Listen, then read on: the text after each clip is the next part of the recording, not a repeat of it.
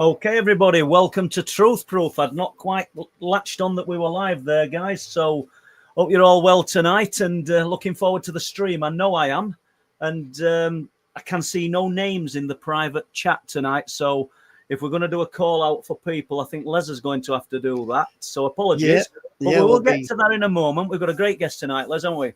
Yeah, and first of all, I'd just like to welcome everybody into tonight's chat, and devoted audience as always. And we know that you're going to really like our guest tonight, a big promoter in America. And but I'll let you introduce him, Paul. Absolutely. The names have come up. They've just literally flicked up. So we shall have a look at this. So we've got Mike Disabled Welshman, Dogman TP Hunting, Stephen Collins, Stargazer Eternal, Rod Denise Fox, John Paul Body. Good to see you, John. Just good to see everybody, but I'm being a bit biased there because I want to speak to John. Moondog, Tonya Morrison, Enigma, Bill 999, or 49s actually, Malcolm Dodgson, Zero Dawn, O'Connell. Do you know, he's climbing, so I'm not going to get all these names in, so apologies, guys. Andrew Sheeran, Daz, we'll get a little bit more of a name count further down as we kind of jump into this, Les. So is there what you want to add to that before we bring... Yeah, well, Alison's doing the moderating, and Lee, I've just seen Lee's name come up in the stream, so thank you to you both. If you have any questions for our guest later on this evening, please put all the questions in caps so I can see them easier. And yeah, I think we're ready to rock and roll. Absolutely. Yep. Let's go. Welcome, Ron. Hey, guys. Yeah, it's great to see you, my friend. And tonight, as you can see from the name at the bottom of the screen, we're talking to Ron Janix, Captain Ron Janix, who's going to share with us his views. I wouldn't say your experiences, but your views and the theories that you've formed over the years regarding the subject of UFOs and unexplained phenomena.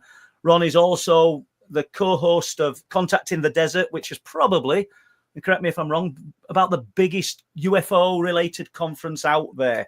So obviously he's going to share information about some of the guests as well. So really looking forward to it, Ron. So before we jump into it, and welcome to the show, by the way, from myself and Les, how did it begin for you? How did this journey start?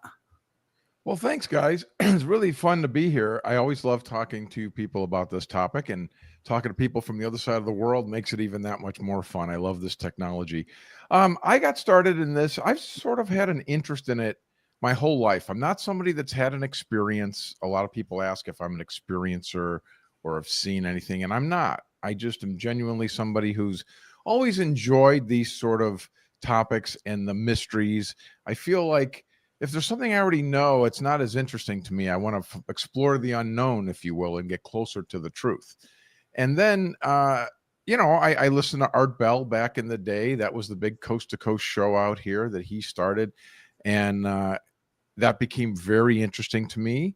And then about 13 years ago, I had an opportunity to get on a podcast about this topic, and I did, which therefore, you know how it is. Then you start doing more and more research, reading more and more books, getting more and more involved. I got involved in different conferences, and each time I went to one, if I was going to introduce somebody, I would study them. Or if I was going to interview somebody, I would study them. And just by the nature of doing that, you learn more and more and more. And I feel like this is one of those topics where the more you know, the more there is to know. Like, you know, some people have a cursory idea of what the UFO world is about, but when you get deeper into it, as you guys know, there's a lot more behind the scenes here, and this just keeps going and going and going. So I became involved in that, and then like 3 years ago, I had the pleasure of joining with Gordon Pekrul to buy Contact in the Desert, and so now we've taken that over. This will be our third year, and we're the new stewards of that marquee brand, and we love it. And everybody that's involved with Contact in the Desert that helps us, we have a very small staff, but they all are into this topic. They all love it. So it's really, truly, you know, a labor of love for all of us. And it's, you know, a mission-driven entity. So I was, sorry, Les, did you want to ask something? No, carry on, Paul. How has it evolved then from, let's start at A, with your interest in it and where you're at now, as your view on the subject of, and I know primarily it's UFOs that you're interested in, but how has your view changed, if at all, from where you started to where you are now, after listening to all of these different amazing guests that you have on at Contact in the Desert and talking to people on your own podcast? Well, I live pretty much in the middle. I am skeptical, but I'm not like a hardcore skeptic, and I am very open-minded to these things. But I'm not somebody who just goes with everything every person says. So I'm very much in the middle, which I feel is kind of a lonely place in this world. Most people I meet seem to either subscribe to all of these beliefs and everything is real, or they're so skeptical they just shut it down. It's not real. It's not real. It's not real. I do feel my beliefs have evolved over the years, because the more you read about some of these cases, the more compelling it seems to be. And I strongly feel now that we have enough out there to support that there is something happening anomalous. I don't know what it is. I don't know if anybody really knows what it is, but I do not think, I do think there's something going on that certainly warrants more scientific investigation. And certainly there's something happening to some people. You have a few of these cases. My favorites, believe it or not, are the famous ones, which are Rendlesham by you guys, Rendlesham Air Force Base, and Roswell. These cases, there's so much good evidence and so many little pieces that all fit together to create this wonderful narrative that just seems highly unlikely. And then in Roswell's case, you have retired military officials leaving deathbed confessions for their granddaughter to be opened upon their death. Yeah. Why would somebody do that? That's compelling to me. So, you know, some of these hardcore researchers like John Mack, for example, you read his book, you know, this guy's not doing this for a hoax or a laugh. You know, he's a serious guy. He's the head of psychiatry at Harvard. That's a serious guy. We have Avi Loeb from Harvard now looking at this very seriously. So I feel there's enough out there that this warrants more serious attention, and there's definitely something to the phenomenon. Absolutely. Go on, Les. I don't know whether Les wanted to ask you something there. Yeah, I mean, you mentioned those names there, Ron and Jack Vallée, obviously did some fantastic research. Absolutely. And books accompanying it with all his research in, and you, as you say, Ron, a lot of this is you've got to come up with a word: irrefutable evidence. Are you with me? Because you can't brush it aside. Right. A lot of it's anecdotal. Well, I think the majority of it's anecdotal, but anecdotal evidence en masse has got to stand for something, because so many people are singing from same hymn sheet from all walks of life, as Les knows, as you know, Ron, and everybody in chat. And, yes, sir. That's an excellent point. It's the volume of this. We have an incredible volume. There are hundreds of thousands of reported sightings and cases. And yet, like when we do at Contact in the Desert, sometimes we'll ask in the room, has anyone seen a UFO? And, 1,000 people raise their hand. Has anyone reported the UFO? 4 people. So not only are there thousands of cases reported, the vast majority are not reported. Now, I feel that the vast majority of sightings or cases probably do have a terrestrial explanation. Yeah. But 1% of 100,000 cases is still a lot of cases. And we only need one of these cases to be real for this whole thing to be real. And it is real, and it's almost insulting to the people who've seen and experienced. You've seen how people get when they're relaying a story, it's not a story, that's an injustice. When they're relaying their life experience, something deep and personal that's happened to them, and then you just get somebody rolling their eyes and just brushing it off. It's insulting. I agree 100%. And I feel like it would be really kind of nice if we do get some sort of official disclosure where more of the world opens their eyes to this. It would kind of vindicate some of those people. And I think that would be one of the nice moments that would happen if that happened. And I think we're on the same page, because I've heard you say it, that there are no experts. And I firmly believe that. And I say it all the time. I'm no expert on this. There are people sat in chat now watching this who've probably had more deep, profound experiences than I'm ever going to have. And they're doing what you've just said, Ron. They're sat there and they're not reporting these things. They're just there in silence, sort of gathering information and not feeling confident, but it's almost like therapy in a way, because they're safe in the knowledge that other people have seen, other people have experienced. And I think that's why people gravitate to podcasts like Truth Proof and your podcasts and all the others around the world.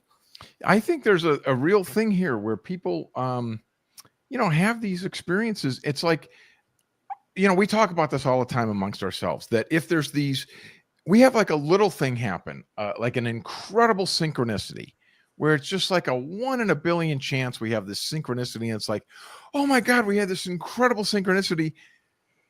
And then it's like, well, what do you do with that? Nothing. You tell a couple of close friends and they say, oh, that's a good synchronicity. And then it goes away and it's over. And then, we try to talk about it and say, just imagine if you're somebody who witnesses a Bigfoot sighting, let's just say. Their whole worldview changes, oh my God, I had this thing. But then they just tell people and it's just like, oh, you saw a Bigfoot and it goes away, and it feels like it just dies there, where to them, it's a much more profound experience that they want to go on TV and say, oh my God, this happened. Yeah. And they pay the price for it as well, Ron, don't they? Yeah, sure. Absolutely. Absolutely. I think that's improved certainly here in the last 7, 8, 9, 10 years. I think it is much easier to talk about this subject than it was long ago. I've never shied away from it. And I've never really had confrontations or problems, but I know that does happen. And I do hear it directly from experiencers who've been really shunned, and it ruins people's lives. They get divorced, they lose their job. This is a very impactful thing that happens to some people. It becomes all consuming, doesn't it? It's like you've just said, yes, just your example of the Bigfoot sighting, which is just an example, but it's massive to the person who's seen it. The UFO sighting, abduction experience, anything like that, it's just flips a person's world upside down.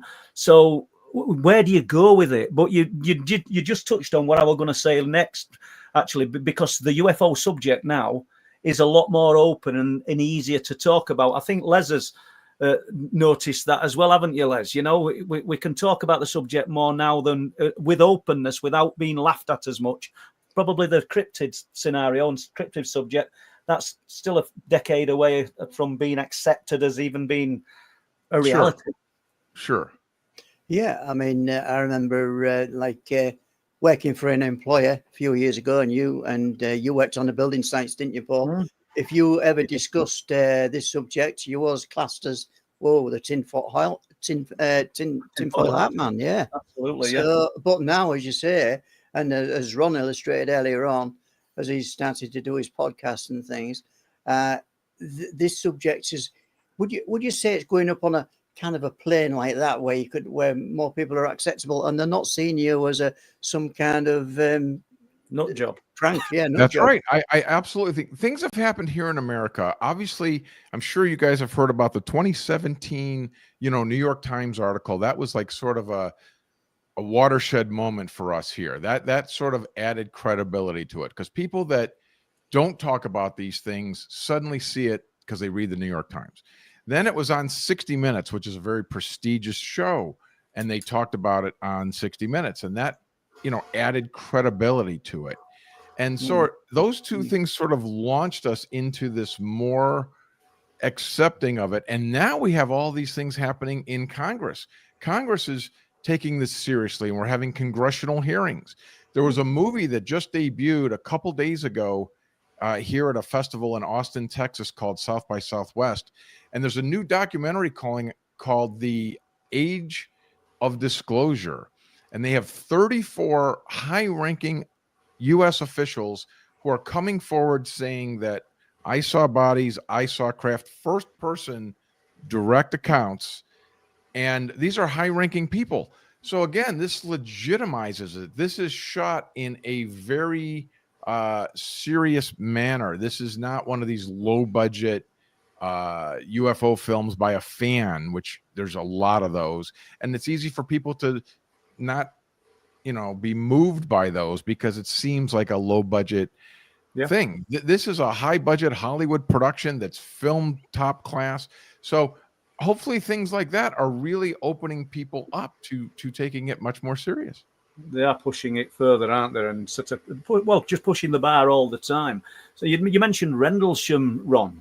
What are your views on Rendlesham? Obviously, because it were a US base here in the UK. Have you spoken to any of the witnesses that?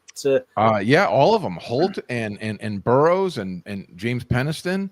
Peniston a couple of times, and I think those guys are extremely credible. Their story's remarkable. It all kind of fits together. Peniston did some incredible, we have him real-time contemporary notes. We have Holt. You can still find it like on YouTube. The Holt.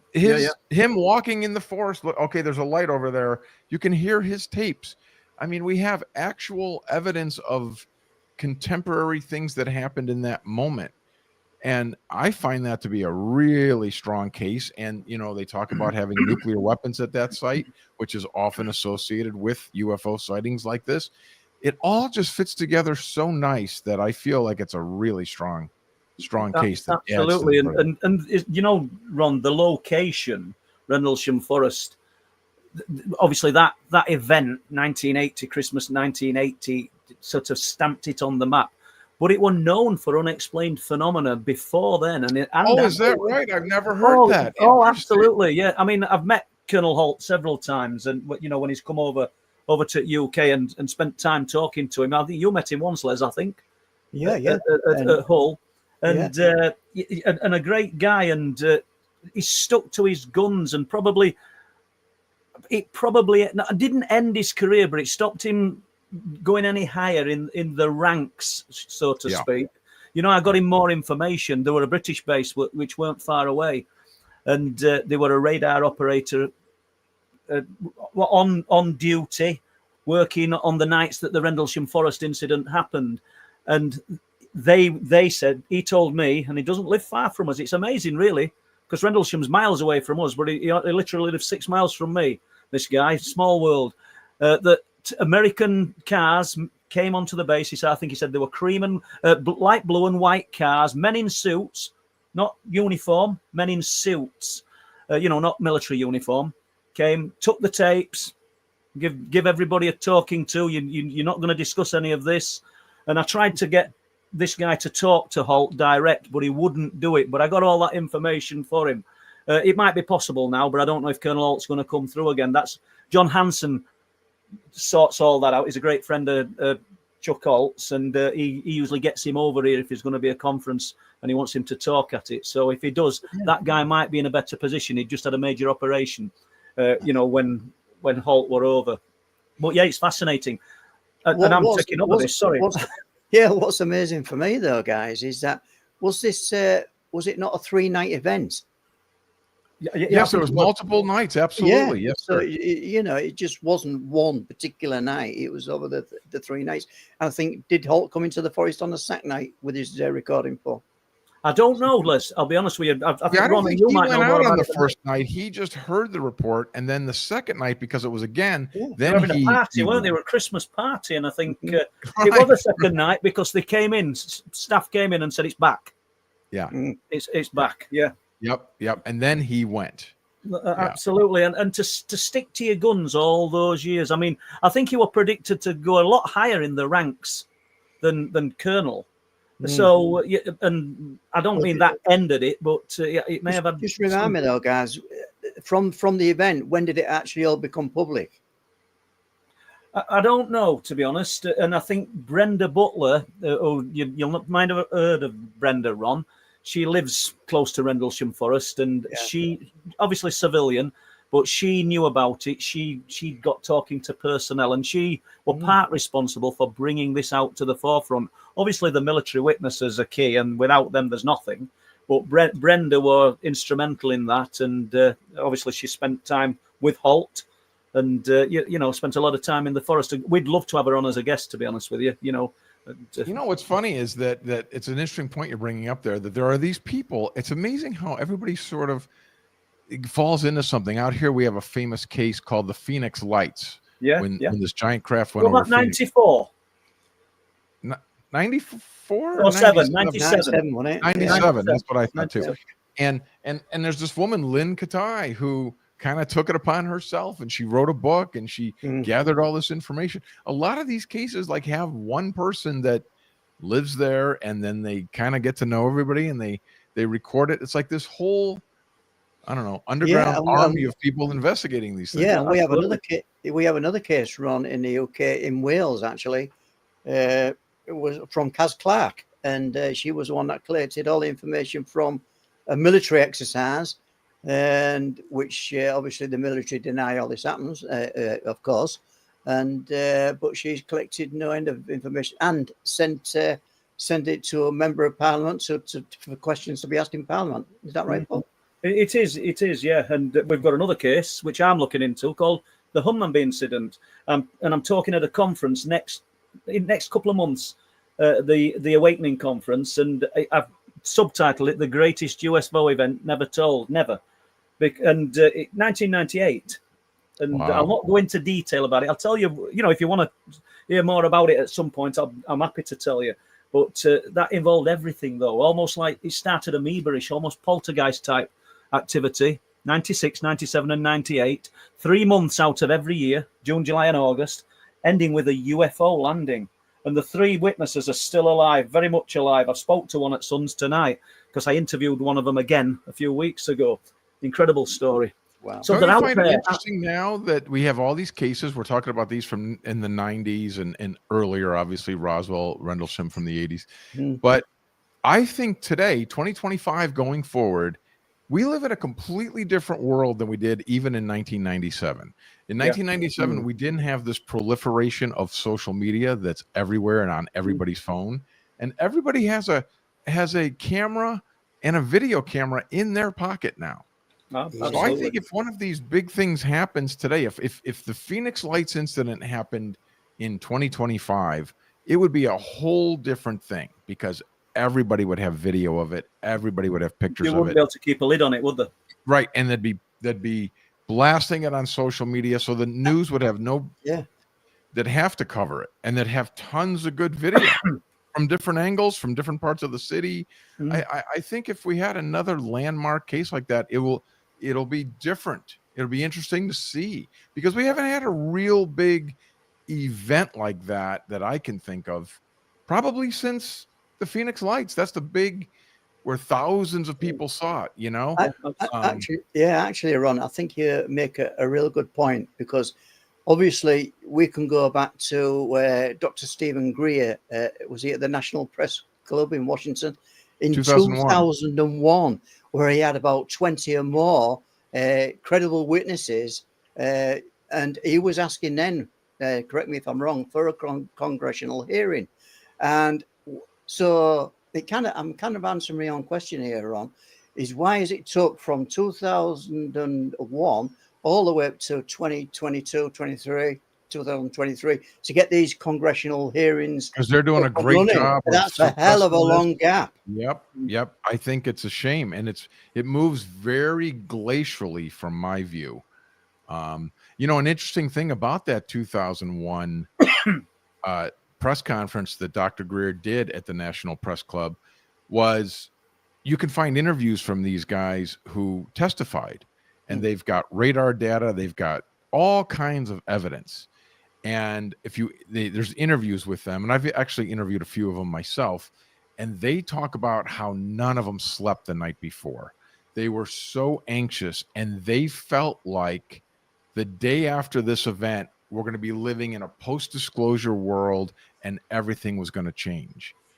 And they were all shocked and disappointed that it really wasn't that big of an event. This community, of course, got excited, but the world didn't really change in the way they anticipated it would. Which brings me to the point where you mentioned about technology nowadays and social media. Perhaps if we had the social media in 2001, when Greer was at the National Press Club, we wouldn't have waited them 24 years to get congressional hearings. I agree. Yes, sir. I think that's spot on. I think the fact that we all have cameras and video cameras, and we all have social media on our phone an inch away from us, I think the next big UFO event anywhere in the world will will make quite a big splash. You're spot on. It's that cross-pollination of information. It's instant now, isn't it? Whereas before we'd have had to send letters and try and contact the witness via letter, and everything will just snail trail kind of correspondence, and we're not getting these it. Little one-off cases are harder because it's one guy out in the woods by himself saw something.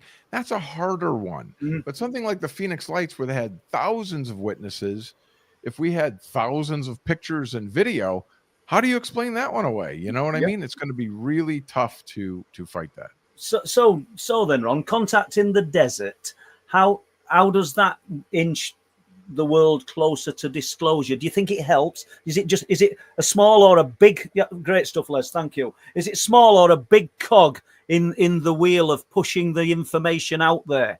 I feel like each one of these things is another brick in the wall. Each one of these documentaries that comes out, each one of these congressional hearings, each one of these whistleblowers that comes forward, each one of these eyewitnesses that come forward, and we think that contact also helps because we're basically seeking to get to the truth. This is a mission-driven organization. We're a nonprofit. We're moving forward. We're trying to get to the truth of what's happening. So we try to bring in top researchers, top experts, the people that have done really good work in this area to see if we can get closer to the truth of what's happening. And it's great to have the cross-pollination of these different speakers sharing what they're finding. Hey, we're getting these kind of reports. I'm sure you fellows have seen how the UFO community has evolved over the years. Absolutely. In 47, when Roswell crashed, it was strictly a nuts and bolts craft coming from another planet that they built this ship and flew it here. Now we have all kinds of other theories between interdimensional, time travelers, crypto people that live amongst us. We just can't detect them. There's all kinds of theories and all kinds of ideas. So, we're sort of a hub that bring all these different viewpoints together and let people exchange these ideas. That's sort of the idea. Hey, there we go. And there we go. Josh Gates, if you guys are familiar with him, he has a Discovery Channel show, and he tries to get to the truth of all the different mysteries on Earth. What is the Holy Grail? What was the Ark of the Covenant? All these famous things. He goes to the spot where it happened, and he tries to get to the bottom of it. So we feel like he kind of really fits with our mantra. So without nailing your colours to the mast, has there been a particular speaker that you sort of adhere to more than others, and you think this guy's singing from the same hymn sheet as me? This is what I believe. Oh, well, Richard Dolan, I think, Danny Sheehan, I think a lot of these guys seem to be looking at this in the same objective way that I am. The thing I'm most excited about, if you just scroll up just a click there to the top row, that third name, Dr. Diane Hennessy Powell. Is this the oh gosh, come on, this is the lady that's worked with the telepathy tapes. Yeah. Yes, sir. Please tell us about that. Someone came to me and said, hey, we want to bring something about telepathy to contact in the desert. Well, we try to take a scientific, academic look at this topic and keep things rational. That's sort of our lane we try to stay in. We do explore these obviously alternative ideas and concepts in this world, but that's sort of our lane. So as soon as telepathy came up, we were like, no. And then we found out about her, and she's from Johns Hopkins and Harvard, and she's a serious scientist. And you look into the telepathy tapes, and it's remarkable. They're working with these children that are non-speaking autistic children, and it sure as hell seems like they're able to read the mind of the mother. And she thinks that between the ages of 0 and 2, as their brain is developing, since these children are nonverbal and they're not able to reach out and they're not able to communicate, not only are they not able to speak, it's my understanding, the little I know about this, is that these children don't realize they have arms and fingers and hands. They don't even understand that. And they literally have to teach them that they have arms and teach them to use their fingers. it's almost a Helen Keller sort of thing, is the way I Yeah. keep saying it. And that they teach them that. And so then eventually they're able to like point at letters, and they're able to spell, and they're able, many of them are able to use a keyboard and type, and they type one finger like this, you know, but they're able to communicate that way. So she thinks between the ages of 0 and 2, as the brain is developing, they're trying to reach out and say, I'm hungry, or whatever the need may be, and they can't. So they somehow, you know, develop telepathy. And they also think that this is something that Homo sapiens had 100,000 years ago, possibly. We obviously still have, but it's like nature compensates, and they've got these restrictions, and they're compensating in other ways, aren't they? It's just like how a deaf person can see better, as a blind person can hear better, that kind of thing. Mm-hmm. It seems like these skills get amplified among this group. And it is remarkable. We're actually going to do a live demonstration for 30 minutes about this. We're bringing in this mother and her 9-year-old girl, and they're going to demonstrate this on stage. We're going to see it live, how this happens. And then Dr. Diane and several other people are going to discuss what they think is happening here. It's fascinating line of work. Absolutely. You just took one of my questions there, Ron. That's why I had to jump on it, because I was going to ask you about her.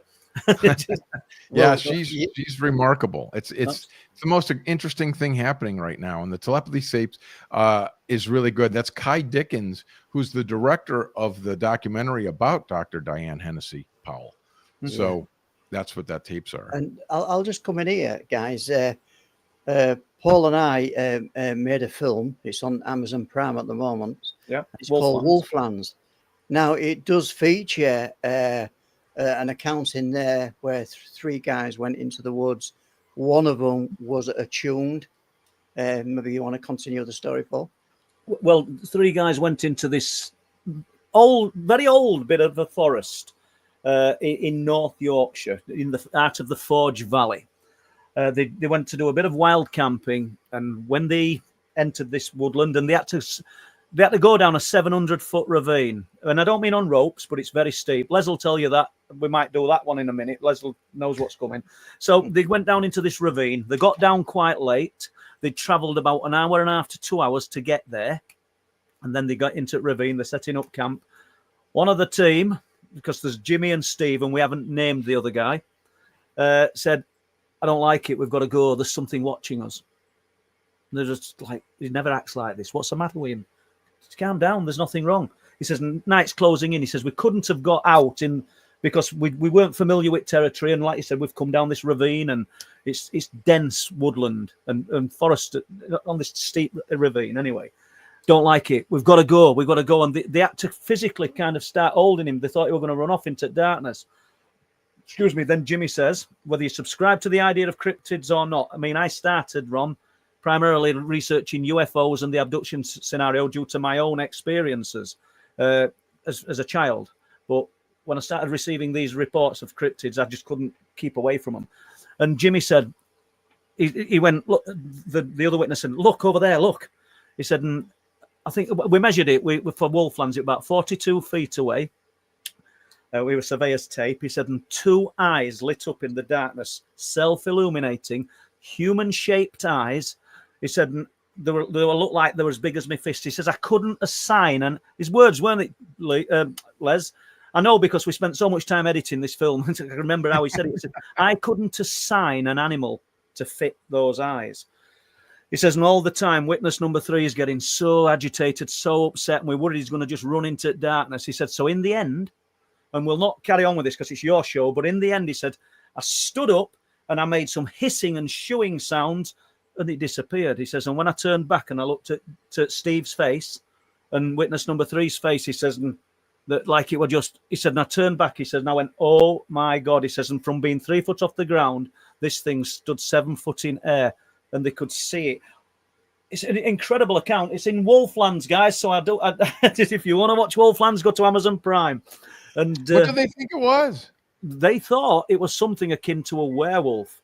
Whether you like that or not, can I just cover this, Les? I'm just going to put my phone in other room. Sorry, guys. Yeah. And that's an incredible story.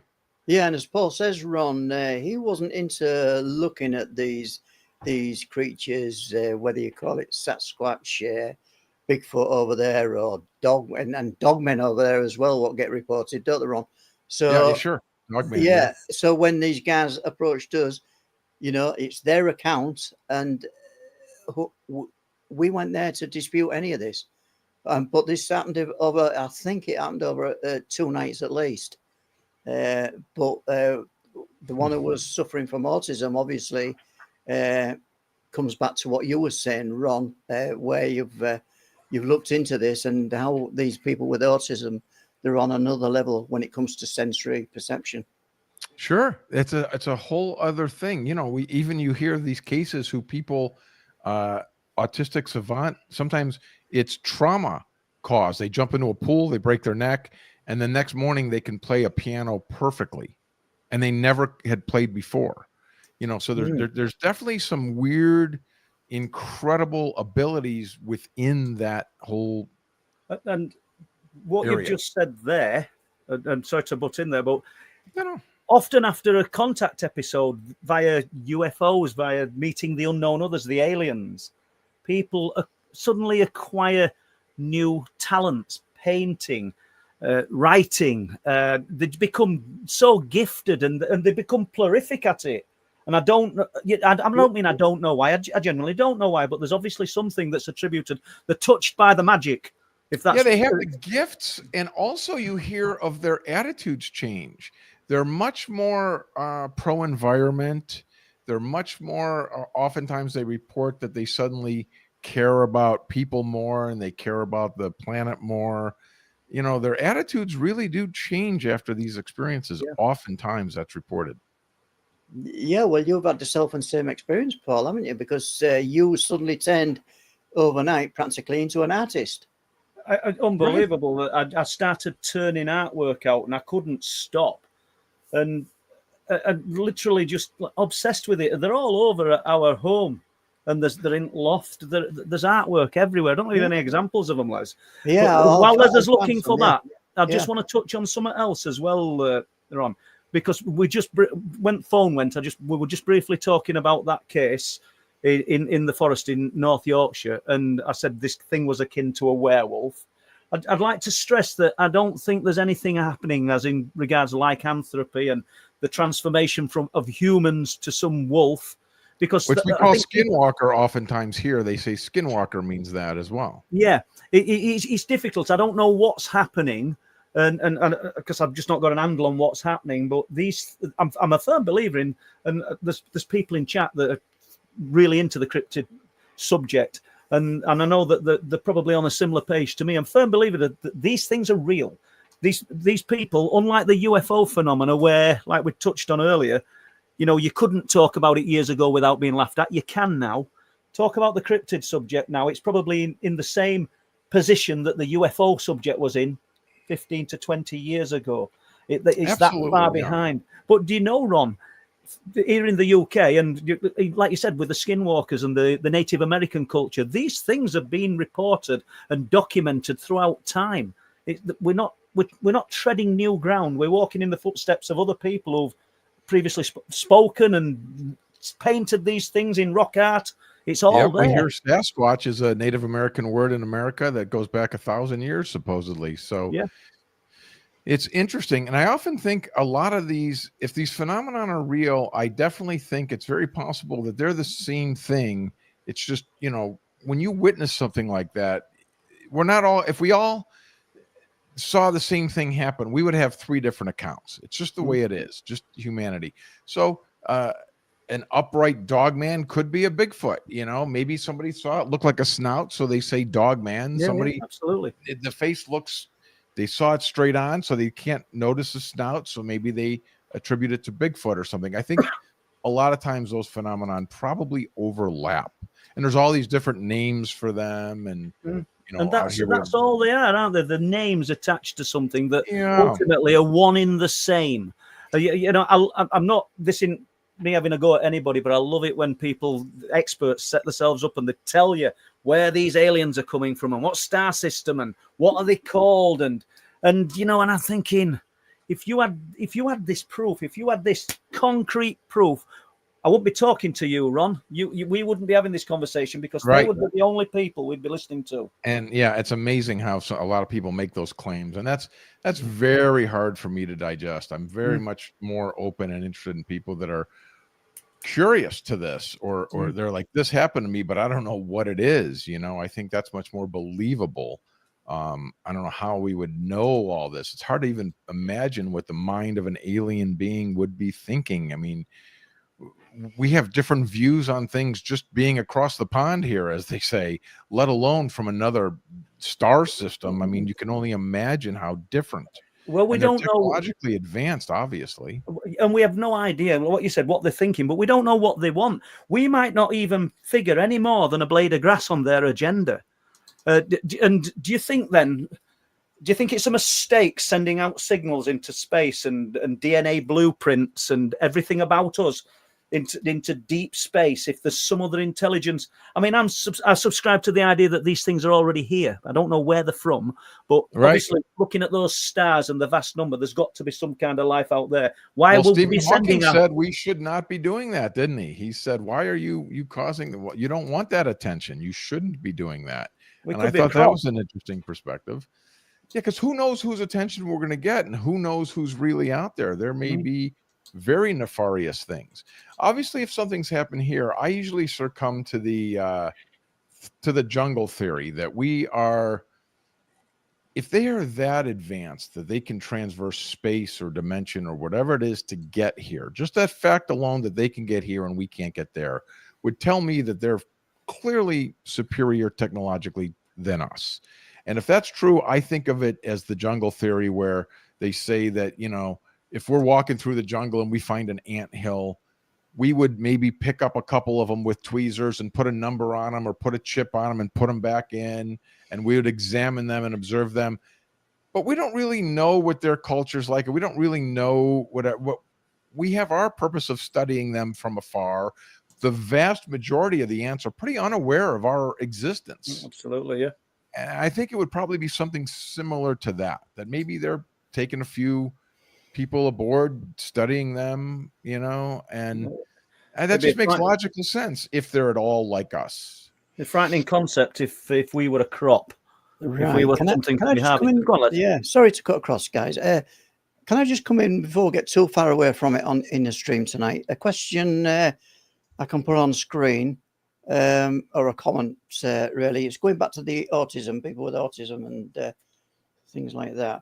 Mark Anderson writes, hi, Ron. A comment more than a question. 6 months ago, I discussed my autism and its relation to UFOs on Truth Proof. I didn't know of the telepathy tapes. My son is severely autistic and nonverbal. I would highly recommend you immediately go to YouTube and watch listen to the telepathy tapes by Kai. It's fascinating work. It is groundbreaking. Her name is Kai Dickens. She's the director of this new project with Dr. Diane Hennessy Powell. And I think this stuff is really worth watching. There's a lot of videos on YouTube right now that are very, very popular that talk to both of them. And they both give excellent descriptions of what's going on and what's happening. And it's very common. And I wonder if you ever have those sorts of feelings or experiences where you feel like that your son could know what you want without you saying it. Because a couple of people started it like that with Diane. She noticed that they would be like, well, I just feel like he knew that I was bringing a banana or whatever. And then it unfolded. And then they have her in another room, and Dr. Diane would show her a completely random number or photo on her phone. And the kid would type out, blue hippo. Yeah. With one finger. And they were like, how is this happening? Yeah. So I would definitely go look at that. You're gonna be up all night tonight watching it. It's fascinating. And myself and Les, we've had Mark on live stream. He's a great researcher, so I know he'll look into this in a really serious and objective way. So I'm glad that helped you, Mark. Yeah, and just to follow on from that, we just talked about Paul's paintings. I think I've got an example here. Oh, right. Correct me if it's right. Right Actually, one not be there, Paul. mine. But this is the style, Ron. You're kind of looking at the style that Paul paints in. Oh, you're not at the moment. Oh, well, that's a small section of a huge painting. That, Les. No, it's a cropping, is it? Sorry Yeah, about that's that. a huge painting. That is the wave washing away innocence. Adam and Eve reaching up for the tree, and above it there's the big apple. And then if we could find the actual painting, between it there's a soldier stood behind a cenotaph and a drone running through the cenotaph. So you look at it as though it's a cross. And at the other side of the world, you've got the Dome of the Rock. Those roots there are running through the dollar, the roots of evil running through the dollar. And it's a huge painting. That one is 6 foot by 5 foot. Looks a bit like a face in the top center there too, doesn't it? That's the devil. That's the temptation. The washing away innocence. I'm pointing to it as though you guys can see. But yes, but no, you got loads of images at paintings at one time, Les, didn't you? Yeah, but obviously, with it being on a stream, the computer's a little bit slow. No worries. We're here to talk to Ron anyway, so it's all good. And, but you know what's interesting about that? Like you brought up the devil. You know, we were talking earlier about these different people have different names for these creatures or whatever they're witnessing. In the UFO community, I often feel like it really is the person's lens.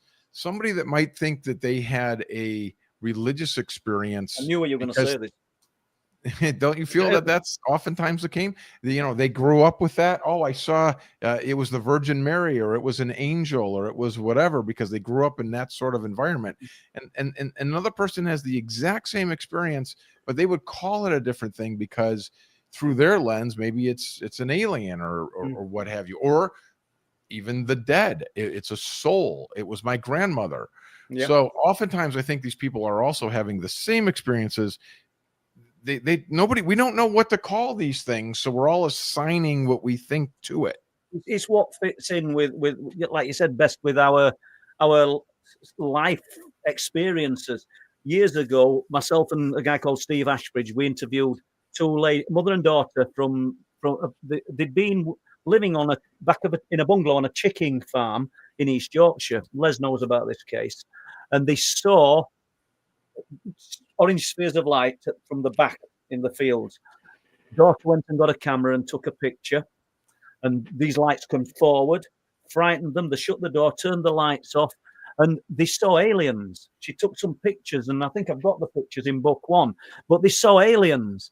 And Muriel, the old lady who were in her 80s then, early 80s, she thought that she'd seen angels. She'd seen something biblical. Sandra, they were aliens. Yeah. So they witnessed the exact same thing. You know, we have people like Chris Bledsoe is somebody who thinks this does have a religious connotation to it. Somebody like Whitley Strieber doesn't know what it is. He calls them the visitors, but he does not think it has a religious connotation like Chris Bledsoe says. So again, I think we're all putting our own lenses to some of these things. And it's all we can do, really, at the end of the day. Sure. I'm not ignoring you, Ron. I shouldn't be doing this. I'm just looking for the picture of the sprotely aliens. But it'll come across it when Les is asking a question in a moment. Have we got any questions? Do you want me to bring some questions in, guys? You okay with some questions, Ron? Of course, whatever. Yeah. I love talking about one of the first questions, Ron, and you probably expect this, and oh wow! They took them from their kitchen. Sandra crawled across the kitchen, held up the camera, and it was one of them cameras which had like 4 little flashes. Oh, you're saying that's a photograph? These are. I took these photographs of their originals. That is incredible. Yeah, and scary. Absolutely. And I took them off their originals. I don't know if I've ever seen photos that good. That is remarkable. Just put the book up again, Paul, and I'll put it on full screen for people to see. Hold on, I'm trying to. Yeah. Go on then. Yeah, that is some serious, scary looking. Yeah, absolutely. Wow. I mean, it's not lots of them there, guys. I mean, that's one picture that we've just done a different variation, but we've not added any sort of. There's no fakery in it. That they're the original. How can I put this? I took those photographs with my camera from their original photographs. That makes sense. Yeah, that's in proof one. So there you go, guys. Well, I'll start with a question from Jojo, and you may have had this question before, Ron, on your streams. Ron, interested to know where your name Captain comes from. Well, that's just a silly thing that I started a show, I think I mentioned it earlier, years and years ago, 13 years ago. I was just on this show, and they wanted me to have like a nickname or whatever instead of just being Ron. So they came up with that like right before we went on the air. And I thought that show would just kind of go away and it would be the end of it. And then this damn thing stuck, and now I'm absolutely stuck with it, because I would go to conferences and people would be like, "Oh, Captain Ron," and I'll be like, "Yes, that's me." And so I figured, don't fight it, just embrace it, and that'll be the name. Absolutely, it works. Yeah, and let's have a look in no particular order here. Mike, the disabled Welshman. Hi, Mr. Janix. What is your opinion about Bigfoot? Do you think it's a flesh and blood creature, or do you think it's from somewhere else? Well, I'm very skeptical about the whole Bigfoot thing. I will say that I think the Patterson film is remarkable, and I have not seen a good enough explanation as to what that is. I mean, that was done before I was born, and it was before that big budget movie of Planet of the Apes came out, and those look horrible compared to the Patterson film. So we do have that one piece of evidence that I think is truly remarkable, and I've yet to have somebody really truly debunk it properly, so I feel like that's strong. But I feel like with all the cameras and all the videos and all the people looking for Bigfoot, you think by now we would have something better than a grainy arm through the woods. I mean, it just feels like we should have another Patterson film all the time coming out. I'm really suspect of it. And to think, I think what you're alluding to here is a lot of people think it's coming from somewhere else. We hear it being associated with UFO sightings sometimes. And some people think that perhaps these, in fact, are alien creatures coming from somewhere else. And they're not being seen often because they take off or disappear, maybe interdimensionally or on a craft. That's a little bit too far for me. So at this point, I am not ready to go there. I don't think it's... So just to kind of play devil's advocate here then, where's all the brilliant UFO footage? Well, we don't have... Well, that's true. We don't have really strong UFO footage, but we do have those Navy tapes that came out that are really good. And I just recently interviewed the guys from SCU, which is the Scientific Coalition of UAP Studies, and they took those videos and did 2 or 3 years of scientifically studying them, and they looked at them literally frame by frame. They said sometimes pixel by pixel, and they really analyzed it, and they felt videos such as the famous TikTok video, for example, they felt that this was moving at, I think it was Mach 50 speed. And they felt that we don't have materials that we know of that could actually withstand that. Exactly, that can withstand that force. So they felt, after a 300-page report that they wrote on that they concluded, obviously it is possible that there's a secret military program that is hundreds of years ahead of where we are now that could be producing this. But they felt that it's most likely off planet because the tension strength required to do what this thing can do and the maneuvers it was able to make is beyond. Tic Tacs, there's not only one. A lot of people think that it was just one Tic Tac. There were hundreds of those. They literally, on their tapes, they're like, it's raining UFOs right now. And plus, if it were human tech, it'd have to be unmanned because we'd just be much. But yes, 100%, of course. And I don't know that it's manned biologically from extraterrestrials. If that is an extraterrestrial craft, it seems most likely to me that they would send an artificial intelligence to investigate our planet. Why would they send a biological being that gets sick, that dies, that ages, that has all the limitations that we know of in biology? Why would you not send an artificially intelligently controlled craft that can withstand those G-forces, that can handle these things, that doesn't sleep, that doesn't stop working, doesn't stop learning, doesn't stop recording data, sending back data? So to me, that would just be the most logical thing that would come here, if in fact they're coming here from elsewhere. I know Les has got something to say, but I'll just want to say this, Les, and then I'll shut my mouth. I don't want to put Les on the spot, but we've filmed some pretty impressive UFO type objects, and I think he maybe were looking. I can read his mind, and I think you were maybe looking for some of that, were you? Well, I can get it in the stream, and Cool. well, I just want to, just while I'm sorting that, I'll just going to drag you back to the question that's still on the screen, Ron, and going back to the Bigfoot, and you talked about with all the cameras, and there's no definitive, really good footage of Bigfoot, Sasquatch, or anything. But what about the DNA evidence that people have said they've collected? Well, yeah, I've heard those reports, but I don't know that it's ever, since it's an unknown, we have nothing to match it to say, yes, that's Bigfoot. Oftentimes these things come back and they're bears, or they're polar bears mating with black bears, or cross species, which they never expected to happen. Yeah, that's yet not strong enough. We haven't really got enough strength there yet to truly definitively say that that's probably what's happening.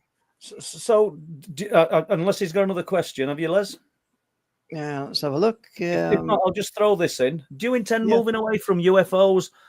You'll not move away from UFOs with Contact in the Desert. I realize that, but do you intend letting other types of unexplained phenomena be included? Well, my podcast, Beyond Contact, is a UFO show. I'm on that network because I cover UFOs for Coast to Coast. So that's my area on that. But Contact in the Desert is another animal altogether. We explore all of these different things. We have had cryptid experts before. Right. We're covering the telepathy tapes.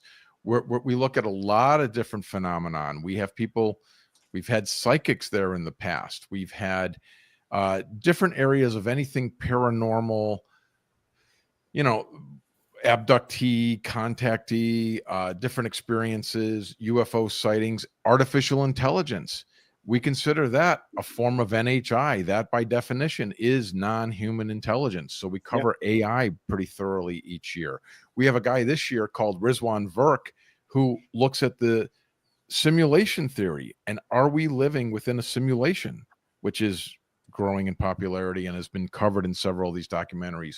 We have Richard Martini coming, who feels that he's able to talk to people who have crossed over after death, in the school of Michael Newton, and how people, life between lives. And he talks about that time and how we reincarnate and come back. So we do explore all of these different avenues, and it's all really just headed towards, what's the truth of this human experience we're living? What is really happening in our world, and can we get closer to understanding what's happening? Absolutely. Well, yeah, thanks for that, Ron. And just at this moment, we're going to add some video that Paul has took, which you might find interesting. I'd love to see Ron, and we're going to try and get that on the stage. So if you can explain a little bit about this, Paul. Well, these lights, they don't fly from anywhere, they're just appearing. These are what I call the ILFs, intelligent light forms. You can see us on those lights at the bottom are boats on the horizon, the yellow lights. Sure. So that's what I'm talking about, those two there. Is there any more examples, Les? I can only bring these up as I take one out, Paul. That's the unfortunate thing about this stream. Yeah. It's interesting. It doesn't seem like they're moving, does it?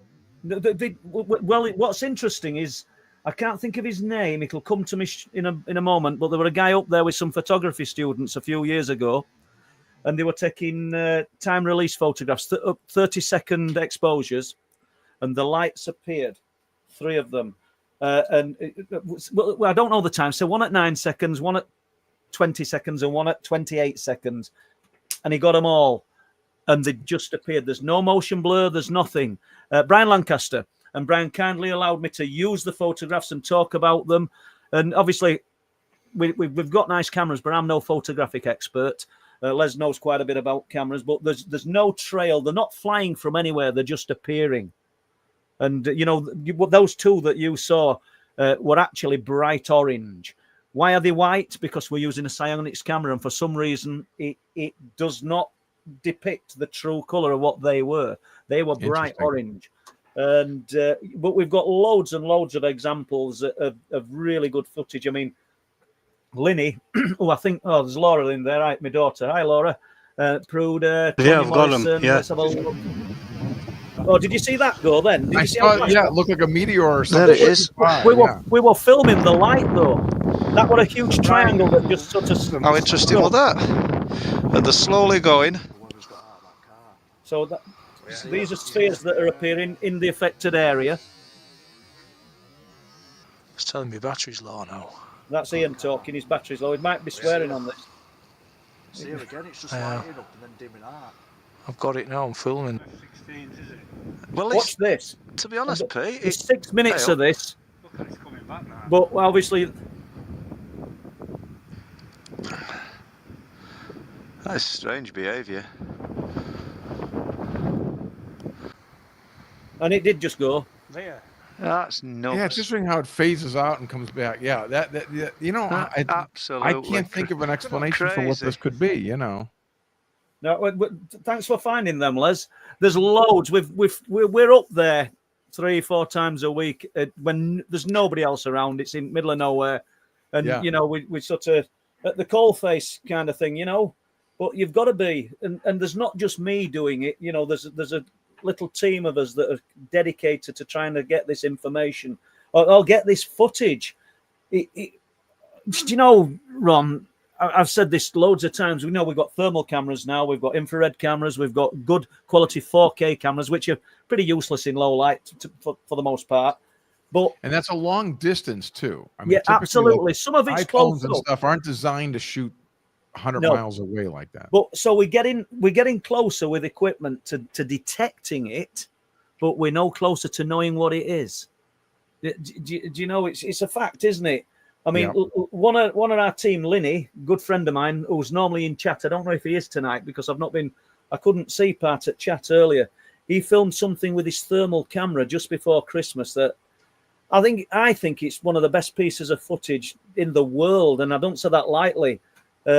It's just incredible, and I don't even know if you can find it. We watermarked it. Just probably can't, Les, can you? Is this the flash one, Paul? No. The flash. Put the flash on. That's interesting. These are flashes of light that we're not even aware of while we're up there. And you'll see a little glitch when you're looking at the footage, and when you slow it down frame by frame in DaVinci Resolve or something, you realise you've been immersed in light. It's quite weird. It is interesting. I love this. Right. So that's lights from the compound. That's not a UFO, but we're concentrating on that little flash that you probably missed. I did miss it. What's this? Was that quick? Yeah. Did you see it? I've slowed it down. Did you see it then? Oh yeah, there was definitely like a flash, like someone took a picture. Watch it again. 25%. Doesn't that seem like lightning to you? No. Watch what happens.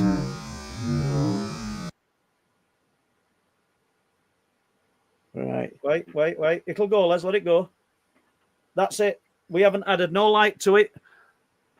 We've got loads of examples of this now, and where these lights are flashing, and we're not even aware it's happening. Years ago, a brilliant, absolutely top radio presenter in this country and one of the top in the world, he rated all over the world, Howard Hughes. I don't know if you'd heard of Howard, the Unexplained podcast. He passed away early this year. And I was just going to say, I think there used to be a guy, I thought he died. Yes, I have heard of him. Yes. Our great friends with Howard and really miss him. But so I used to go on a Howard show a lot. And when people knew I were coming on, some of them, if they'd had an experience up at Bempton or that area, they'd contact him. And it's quite telling because a couple contacted him. They'd been for a walk on cliff tops. The walk normally takes them an hour or whatever there and back. Midpoint on way back, there's a flash of light where night became day for a blink of an eye. But when they got back to the car, they'd lost an hour and a half of time. It's fascinating UFO story right there. Yeah, yeah, absolutely. And I've got Howard's recording of it, really good. But I mean, we've no experience of losing time up there, by the way, Ron. We're not trying to say that. But these strange... The fact that you never saw the light yourself, you only see it on the tape, is an interesting phenomenon that I've not heard of before. A lot of these are things we hear in the folklore that I've not heard of, and that's an interesting aspect. Well, we've found quite a few of them now, and I know Ian's talking at The Awakening, and he's going to be playing these and talking them through in full. Oh, he's there. I'm here, Paul. Go for it.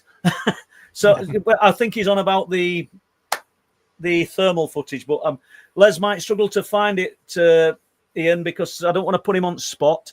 So while he is looking, or while we're doing this, unless there's more questions, have you any theories what we're dealing with then, Ron?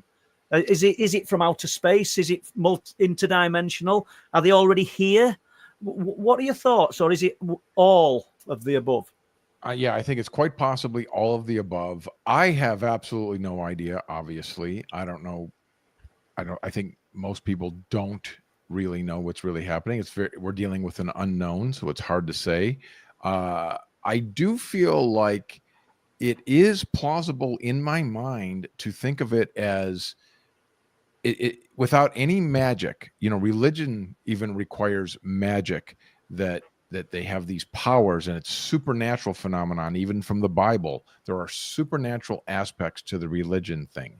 However, it is completely plausible that there's another planet out there, which, not that long ago, we didn't think there were any exoplanets. And now we think there are trillions of exoplanets. So it's not a big stretch to imagine that there'd be a planet out there that has a similar civilization that becomes intelligent. And it could be, 1,000 years, 10,000 years, 1,000,000 years, 1,000,000,000 years ahead of us. Yeah. So they just have technology that's able to traverse that space, and they're exploring things. And I think they would send out artificial intelligence. So why wouldn't they? And that would be what we would consider magic. We would look upon magic from us, like they say that any superior technology would appear as magic to you, as what's his name says. But I'm saying it doesn't require a supernatural thing. It just requires technology. You don't have to go. I'm not. Please don't think I'm associating the supernatural with magic. This top secret technology, advanced technology, I'm just saying would appear as magic to us. Right. It doesn't have to be supernatural as such. Yeah, that's from the guy that did 2001. Who wrote 2000? Arthur C. Clarke. Didn't he say any sufficiently advanced technology would appear as magic to anyone else? And that's how it is now. I've talked about this before on my show when I just rant, and it's like if you had the iPhone and you could somehow go back 100 years, people's heads would explode. Absolutely. We were back then just 100 years ago, not 1,000,000 years ago, 100 years ago. And you could say, I'm going to call a guy in Japan right now, and we're going to talk face to face right here. People would not even be able to get their head around that. No. So, technology really, I think, is the source of a lot of these things. I'll just see what Les is doing in a moment, but let's just jump to Contact in the Desert again. I want to just keep coming to it because I know that's what you're about. All the people, all the concentrated thought about UFOs and the unexplained when you're there. There's just a paranormal soup of it all. Yep. So has anything happened of an unexplained nature whilst you've been at the conference? Well, we have had that many times on several different years. People claim that during the CE5 sessions that they do, that they have seen craft come in, and they claim they saw UFOs. We've also had other interesting things happen that just the David Grosh video, if you guys remember when he came forward in America 2 years ago in 2023, that just so happened to happen during our event. So we sort of stopped our event and all piled into one room, and we watched his testimony when he came out and he put forth all his claims, and we all got to watch that together. And the speakers were in there, and the speakers were asking questions. Danny Sheehan and Richard Dolan kind of headed it up, and they kind of translated what he was saying and answered questions the best they could. And it was incredible. So we've had a lot of these almost synchronicities that happen within this event, which are really remarkable. Well, see, you got some great guests there. Katie Page, really, I've enjoyed speaking with Katie in past. Peter Robbins, I saw further up. I don't know whether you've spoken to Peter. Have you, Ron? Oh, I know Peter. I think he's fantastic. Yeah, he used to work for Bud Hopkins, who's a legendary figure in this world, of course. And well, yeah, I mean, Pete's a great artist in his own right, isn't he? Absolutely. Yeah, absolutely. And he talks. He's a great researcher as well.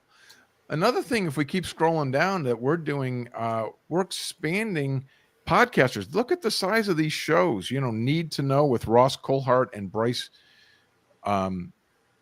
Zabel. That's an incredible show. They're gonna do their show live, and you can watch it live at Contact in the Desert. Jesse Michaels, Last Podcast on the Left, Area 52. All of the shows listed here are going to perform live, record their podcast, or do it live on the spot, live stream, and with an audience. So that's going to be. I see there's Vinny Adams there, Disclosure Team. Yeah, that's great. Yeah, he's from over in the UK. There's one of your guys. Yeah, I know the guy. Yeah. And there's your man Dan. There he is. Oh yeah, your buddy Dan. Yeah. And if you go down a little further, we're going to also have 4 world premiere documentaries that'll be played the first time ever at Contact in the Desert by all these guys. Okay. And there's one more too that Jeff Stein's doing a 10-year documentary on Contact in the Desert, actually, and we're going to show that as well. It'd be fun world premiering these movies. They're all really good, and it's fun watching it with a educated audience on this subject. Well, I don't know about you, Paul, but it makes me want to go and book the plane now to get across there. If I saw this, there's no way. If it was in England, I would have to go. Honestly, it's just. I'll probably ask you this, but who's been your personal favorite speaker, and why? Graham Hancock, I think, is really fascinating. I think he's not coming this year, but he was our keynote speaker a couple years ago. I think his work is remarkable. Richard Dolan is always good. I think that Avi Loeb is fascinating because it's a different look at this subject. It's very real world. He's coming from such a different aspect. It's fun hearing it from his eyes. Like I interviewed him a few weeks ago, and he was talking about how he's literally looking for trash. Like if we could find debris from another civilization, like a spacecraft or a space probe that died. Like, we've got a couple that have gone out there, have gone billions of miles. Someday, some civilization might find that. Mm-hmm. And that would tell them that there's another civilization out there. So he's looking for trash. Yes. Up there. Right. Yep. It's an interesting way of, I told him one civilization's trash is another civilization's treasure. Treasure. Yeah, absolutely. Might find an old washing machine, Ron. That's right. You never know. I just bought one the other day, 500 quid. I weren't happy about that, but I did. It went in today. John, any guy? Yeah, please do, Les. Yeah, let's put some questions up. Okay, then. Let's have a look then. Well, just let me get in there because there's some great questions coming tonight, and I don't want to miss getting these out on air. So, Ron, let's have a look. We'll show this one. Have you looked into the connection between consciousness, religion, and phenomena? I know you just discussed. Last year our theme, Ron, our theme was conscious contact. So that was actually our theme last year. And there definitely seems to be an aspect. This is again how the UFO community has evolved over the years. we didn't really talk in those terms back in the 50s, 60s, 70s, 80s. It's sort of a newer thing where there clearly is some connection between consciousness and this phenomenon. Additionally, there's a lot of hard scientist people, from Russell Targ to Hal Puthoff, other people who say that consciousness survives death. That alone is an interesting aspect. And people like Whitley Strieber think that the afterlife has something to do with the visitors. So people like Whitley think that this all ties in together. So yes, there's no doubt that consciousness is an integral part of this. Also, the other aspect, the offshoot of consciousness, is this psionic stuff that suddenly everybody's talking about, which is that, we are able to communicate with these craft and control these craft theoretically. It's a new aspect, new way of thinking. I'm sorry for cutting through your words there. We can control them. How does that work? Or how do they think it works? This came out in the Jake Barber video on News Nation in America just I don't know, a month ago. And at the very, very end of that thing, it was Ross Coulthart that was interviewing him. And they said at the very end that some of the people in this group were able to not only summon craft, they could direct craft. Right, I got you, yeah. Which is, another level. I mean, I don't know. That's a hard one to swallow. You know what I mean? Now we're up another notch. So, but as you've just been gone, sorry. And the next question from O'Connell sort of like runs into what you've just been saying there, Ron. What's your take on psionics and the CE5 movement? So, thanks for the question, O'Connell. Yeah, that's exactly what we're talking about now. Dr. Greer and others talk about CE5 and the ability to summon craft. I've seen those videos. It is. A lot of people claim they're able to get results. It's not definitive, but you can definitely have a lot of people that have that. The psionics thing is brand new. I've not heard that term until recently, and it does seem like what does it mean, Ron? What does it mean, Ron? The psionics. Psionics is the different ways. It's psychological operations, I think, is how they talk about it. It speaks to this idea of a human using their consciousness to control, contact the craft. And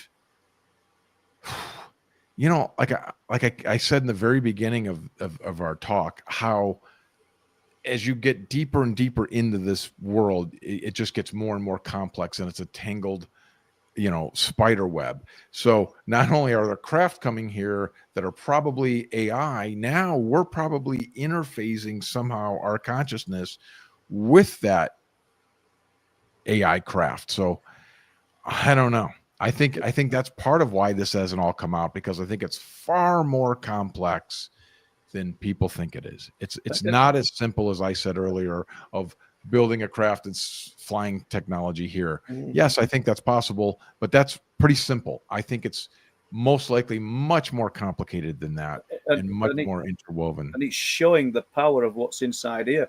I mean, the telepathy tapes show that. Bloody hell, get your words out, Paul. That shows that shows the power of the mind. And but like you're talking about with psionics and CE5 and the ability through concentrated thought and trying to elevate our consciousness, we're able to allegedly sometimes connect with these unknown others. So I think a lot of it resides up here, the ability to do these things. So when you go up to Benton, certainly Paul, possible, right? Yeah. Sorry, Ron. Yeah, when you go up to Benton, Paul, and you've got 5 or 6 people, are they all attuned? Are you into the CE5 and the summoning and the psionic side of it? Well, I've no axe to grind with the CE5. I think it's a great concept if people want to use it. But we do now. We have started meditating and just sitting quietly contemplating.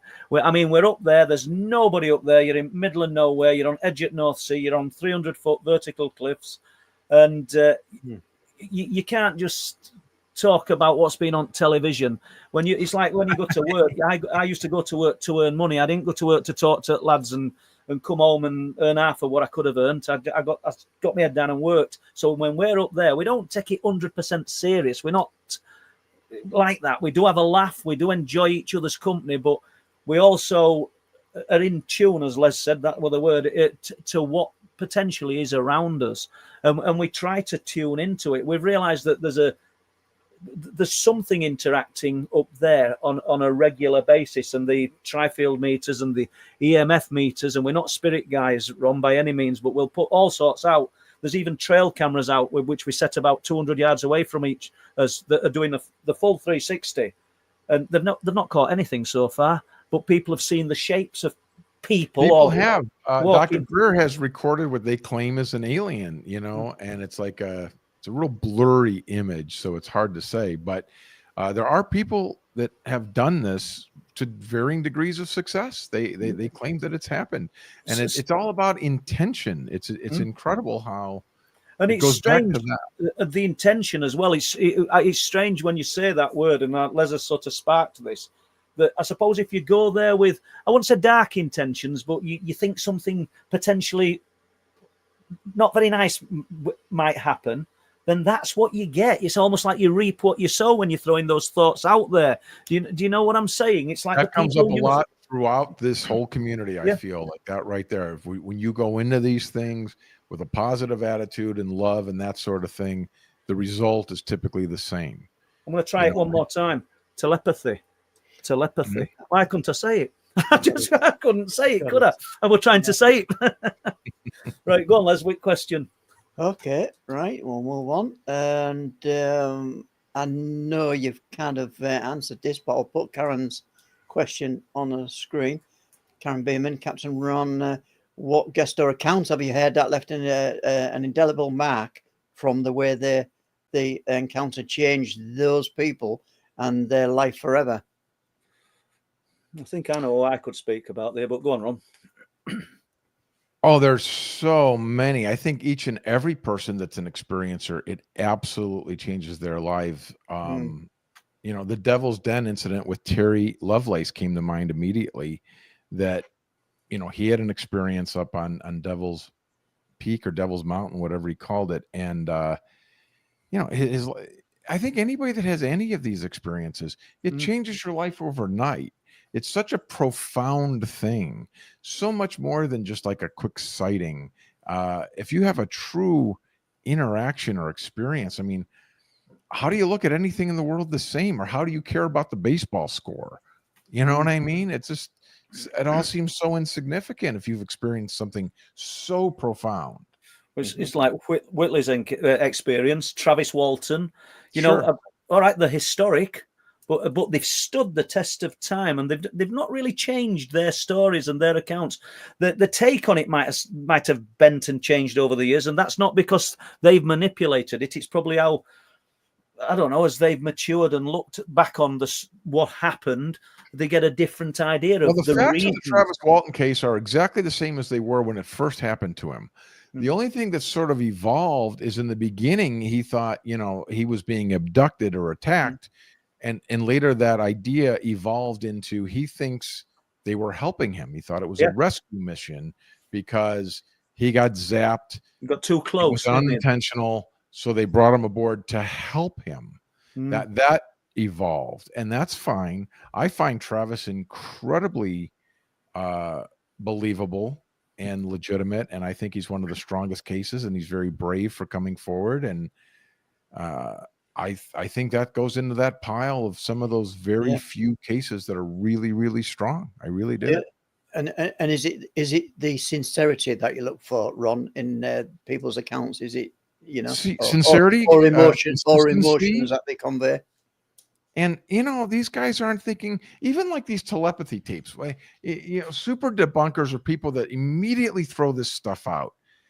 Do you know how difficult it must be raising a child? Now raise a child that is nonverbal autistic. Come on. These people have enough problems in their life. They're not doing this for a magic trick or a joke. I think that is just completely rude and ignorant to even suggest that they could be faking this. I mean, Absolutely. these people have enough to deal with. I mean, these children, a lot of them, they can't even take them out of the house. Cause like I was talking with Dr. Diana and talking about, well, can you get them in a lab and, really do a Faraday cage and really see?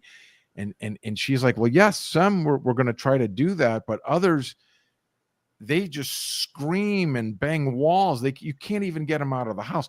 We're dealing with really challenged people here. So it makes it all that more difficult. And all that more difficult and all that more convincing as well, the way you've just put that over, that these people are groundbreaking, aren't they? The lady who was doing the telepathy, I've done it again, I'm not even going to say it. Les, can you help him, please? Because telepathy. No doubt they're doing groundbreaking work here, and it makes me think, where's this going to be in 10 years? Just like AI, I can't wait to see where that's going to be. Absolutely, yeah. But okay, we've got some more questions, Les. Yeah, sure. We'll still good for questions, Ron. Some more, and fantastic show tonight, Ron, and thanks for coming on. Brilliant. TA, thanks for the super chat, TA. And TA says it's the best show in Bridlington. And Bridlington is the place where Paul lives. Thank you very much, TA. You may be in Bridlington, are you, TA? You can buy me a beer, or I'll buy you one for that. Oh, yeah, they're more like the other way around. I thought you were going to say population 5. The population of 4. Right. Okay. Right. And some of these questions I know we've covered. Good evening. Right, here we go. I pre-read this one, so good evening, Captain Ron. How do you consider the issues and strangers surrounding the moon? Wow, that's an interesting question. Abnormally close orbit, the scientific consensus that it shouldn't be where it is. Well, you know what? It's funny at that. I'm so glad somebody brought that up. That is an interesting thing that rarely comes up. I'm one of those people that even when I was a kid, I found it. I've been a big synchronicity person my whole life, I guess. The more I look back as a kid, synchronicity are things that just, wow, what are the odds of this aligning? The odds that this object would be just far enough away to form a perfect fit for an eclipse. I mean, we're talking about, I forgot, what is it, 230 million miles to the sun? It's something like that. I forgot the number, but it's extremely far. And it's right there. I mean, I got to be honest. I find that at the very least curious, because there's a lot of miles it could be, and it's right there. That makes me suspect. It does feel like, it's a little bit of a red flag. It might be something. As far as there being bases on the moon or other things on the moon, we hear that folklore all the time, that there are an alien base on the backside of the moon and everything. I don't know. I feel like that's a bit of a reach too. I don't know. But I do find the location of the moon so incredibly, 1 in a million shot. And then also, like, how the moon controls the tides, and how, like, without the moon, our planet would have completely different life forms. We wouldn't have even evolved how we did. So, could there be somebody that's 7 billion years ahead of us that put the moon there 5 billion years ago? Maybe, I mean, these are again unknowables, but they certainly are fun to speculate, right? Okay, thank you. Before you put a question up, I've got a question here that I can see, but it's not gone up in caps, so I don't think it's going to come. Hey, Ron, you said the most credible footage is the Tic Tac. What exactly makes the US military footage so credible to you? And that's from Phil at Dogman TP Hunting. Well, the fact that these videos are, taken from our military, that they've admitted that they took them, and it's actually just because in the last few weeks, I happened to interview the guys from the Scientific Coalition of UAP Studies, who did these 300-page reports and looked at these videos each and every way. There's another video, I think, called the Rubber Duck video. You guys heard of that? And it truly exhibits transmedium through water, through air, consistent speed, and they have satisfied their scientific rigor that these videos were not faked, hoaxed, or manipulated in any way. They have satisfied their they're able to measure. They were telling me how it's like the width of a telephone pole. They know the distance from the camera and the telephone pole, so they could measure the width. I mean, it's incredible the science and math that these guys were able to do. And they could figure out how big the craft was and that the speed that it was traveling and all of these things. I think that adds a lot of credibility. Why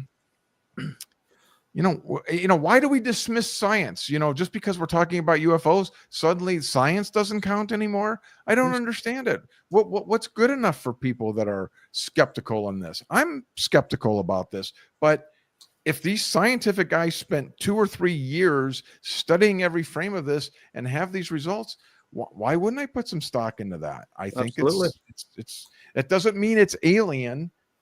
There's no question. It does not mean that it's alien. It points to it could be alien. It's likely, but it could easily be. We've got secret programs that are 200 years of where we think we are. Okay, thank you. Yeah, great answer. Thank you. Go on, Liz. Hit us with a question. Yeah, we're going back to cameras. Lee Prendergast. I agree that we all have quality cameras in our pocket, but we also have AI fake videos, which is making it harder to know what's real. What's your take on this? Is a great point that we hadn't touched on yet. Yeah. I feel like AI is a double-edged sword. AI is going to hurt us because they can easily fake and manipulate videos now. It's so easy. Kids pick up their phone and can shoot a UFO video now, and it's going to be harder and harder to determine what is real.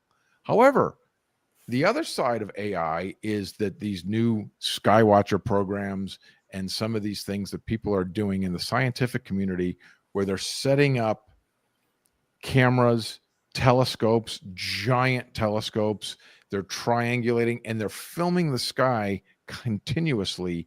And the AI is able to immediately determine that's an airplane, that's a helicopter, that's a meteor, that's a whatever.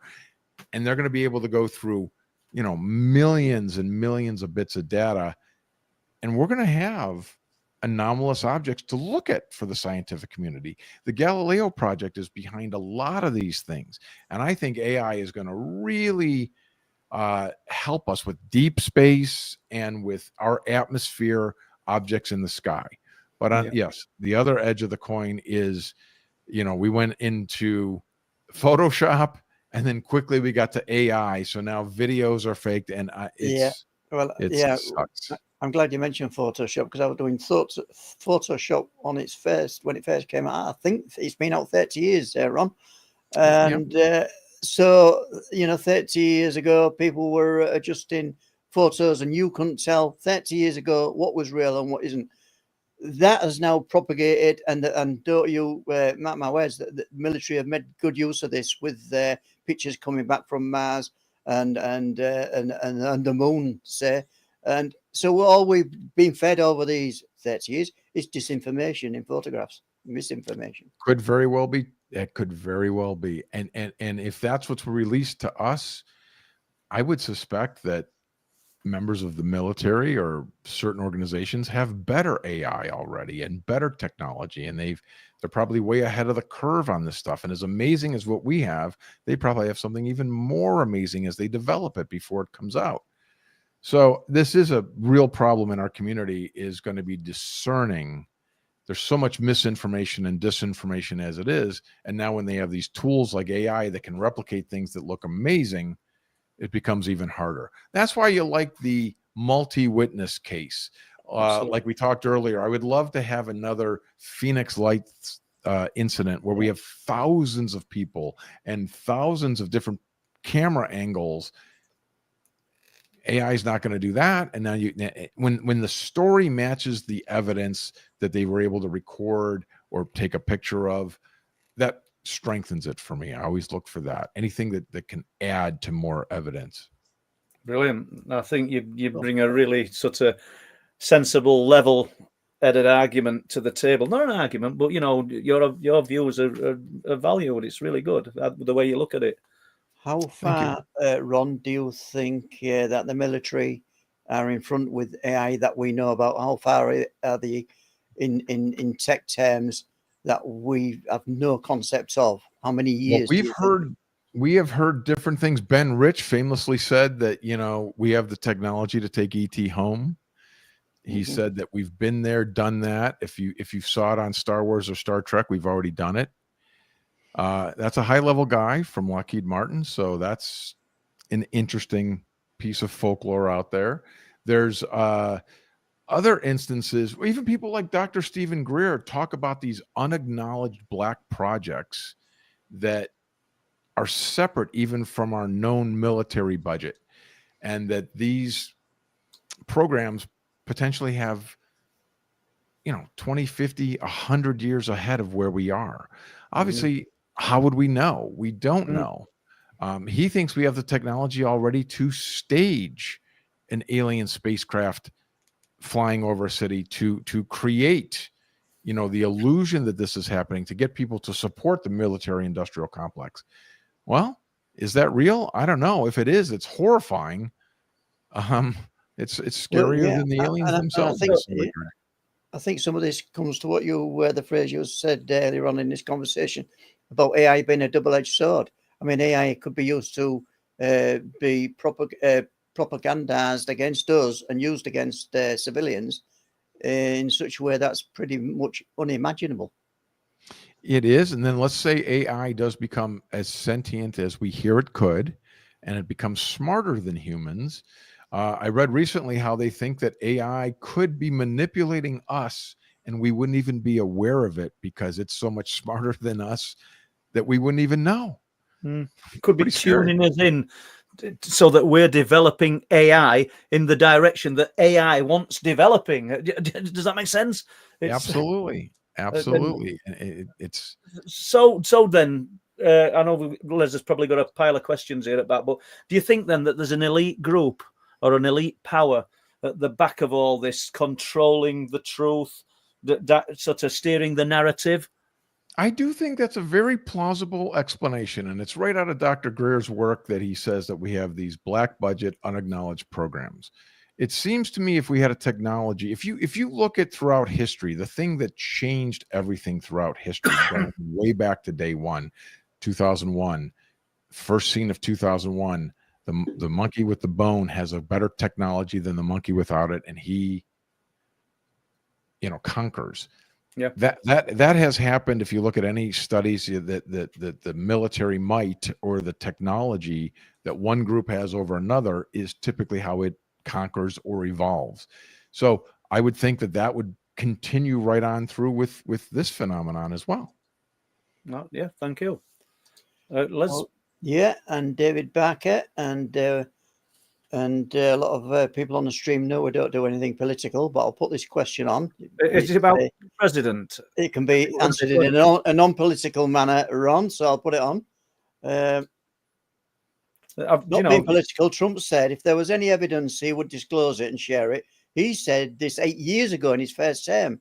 To my mind, he never has. Why do you think this is, Ron? Well, I feel like I've heard this years ago, and I think it rings true to me. Of course, we don't know, but I heard that the presidents typically, certainly since 1970, are not told about these programs because they're on a need-to-know basis, and the president does not need to know.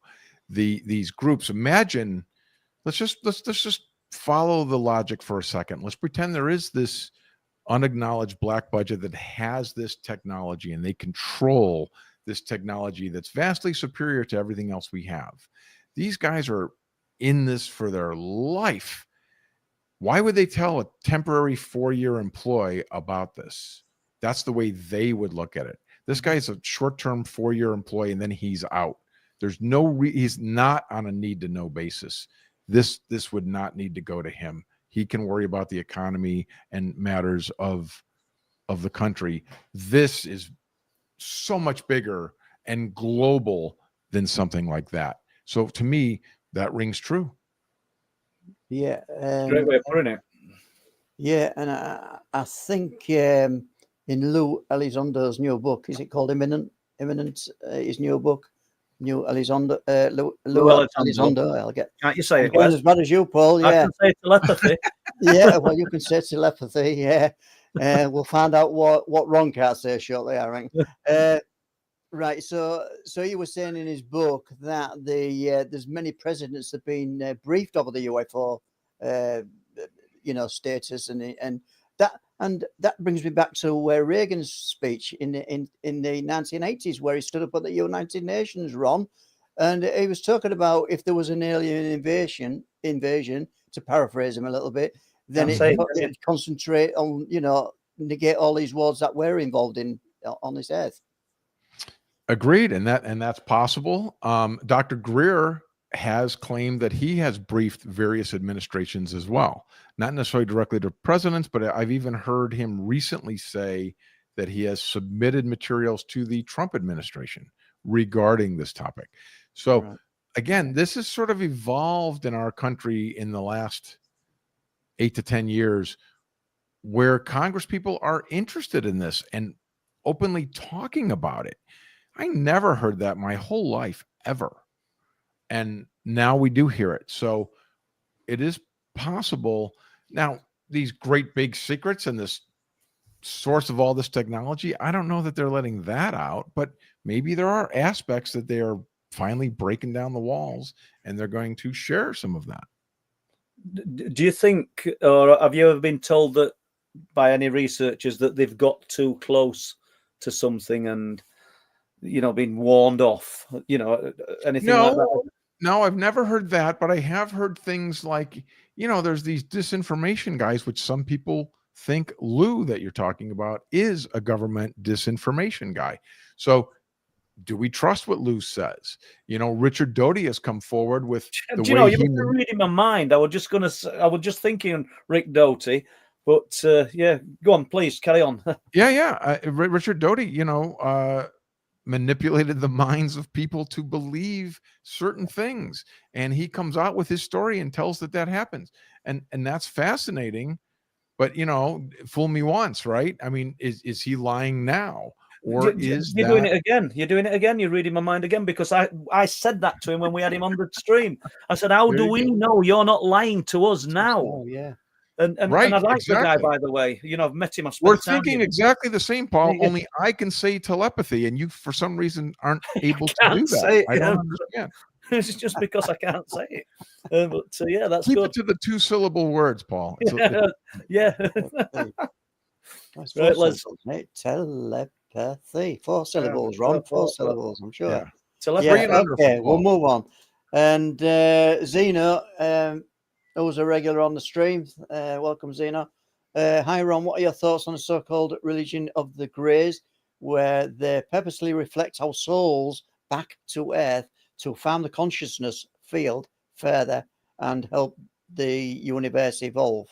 Well, this is an interesting thing. I have heard people speculate that one of the things is that the Greys do not have souls. And that's why they're studying us, because we still have souls, we still reincarnate, we still evolve. But the book's obviously out on this, because there are many different theories on what the Greys are. Many think they're biological beings, but you often hear that they could be some sort of android that's half robotic, half almost like a Terminator, where it has biological aspects, but it's really, in fact, a machine. That seems to be sort of the front-running theory about what the Greys are. I hear that all the time, sort of in the folklore. Dr. David Jacobs does talk about some people claiming that they've been told by the Greys that that's why they're studying humans, is because we still have a soul. Like somehow they've evolved and reincarnated so many times that they eventually lose their soul. Wow. I mean, it's an interesting thought, but difficult to prove. Absolutely. And I know you mentioned his name earlier on in the show. Ron, what are your thoughts on Chris Bledsoe, and have you read his UFO of God? I have not read that yet, but I know Chris, and I have friends that have gone to his home and witnessed him. He's another one of these guys that seems able to call in orbs. He has hundreds and hundreds and hundreds of videos of orbs and lights that he sees on his property. He has a very interesting story, but it is fascinating that where he kind of diverges from most of the ufologists is that he thinks it is tied to religion. And I think he's recently come out and even stated that he thinks this religious figure will appear, like I think on Easter 26 or Easter 27. He has specifically called that out.